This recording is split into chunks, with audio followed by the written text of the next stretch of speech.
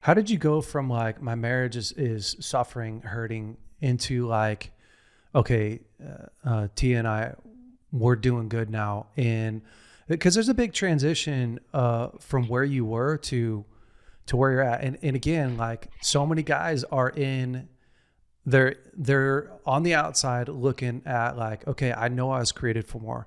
I know um, that I have more capacity. I just don't know how to make that transition in my marriage and financially, practically. Was there practical things that you did, you and your wife? Like, what did that repentance look like? Well, the first thing we did when we knew we wanted to change and grow was we took inventory of every relationship Hmm. and every relationship in our life, Jay. And we said, does this add value to us, or are we doing it because we ought to be doing it, or because doing it or hanging out with them because we've been doing it? And here's Yeah. the tough one. Well, tough or not tough, when you begin to set your family and rewrite your family story, it's going to be lonely for a season, and it's not a 2-week process. Yeah. We're rewriting this story, and we said, okay, operation number one is God Yeah. is at the center. Is he in all areas? Number two is, Tia, where are you and I at? And number three, family. And then everything else falls directly under that in order.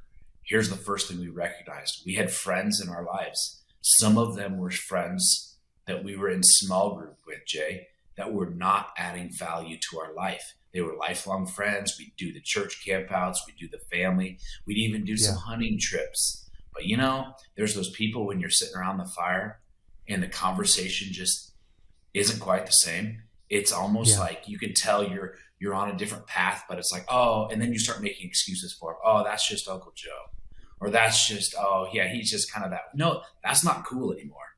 And I realized even on the golf course, some of the times the way people would start talking about their spouse. And Tia would be in girlfriend situations, and the girls are sitting around drinking wine and having some chocolate, and next thing you know, one of them starts going in about their spouse, and then they all started being like, oh, I know, I hate it when so and so. And T and I recognize we need pillars around us. And then we're Yeah. like, well, who's our pillars? Because some of the pillars that we were looking up to were acting this way. When we started wanting more, you're going to start to recognize more. Remember that, men. When you want more, you're going to start recognizing more. Don't That's great. ignore these warning signs, because we understood really quickly that the people that we used to get somewhat marriage advice or advice from were comfortable with their life. To them, and I'm not knocking them. I'm just saying that that's all they wanted. Maybe they didn't have access or didn't know anymore. We just were in a pursuit of, no, we want a maximum connected marriage. And so, but we had to work for it. So yeah, sadly, it took us uh, making up stories of why we're not going to be, participating in, Yeah. bunko night, or, you look Yeah. at these little silly things, but I think those are the unconscious things that you've been doing. It's just like driving a car. You don't even remember the drive because you've done it for so many years. You have to start looking, what are the Yeah. areas and the people in your life that you're so unconsciously hanging out with them, that you need to consciously wake up and say, are we still on the same pursuit of the same goals? And again, begin to start steering towards the people that what you want. And it will take a season. It took us a long season before we started finding our people. And I can tell you, there's not a ton of them Yeah. out there, but you Yeah. will find what you're looking for. They're there.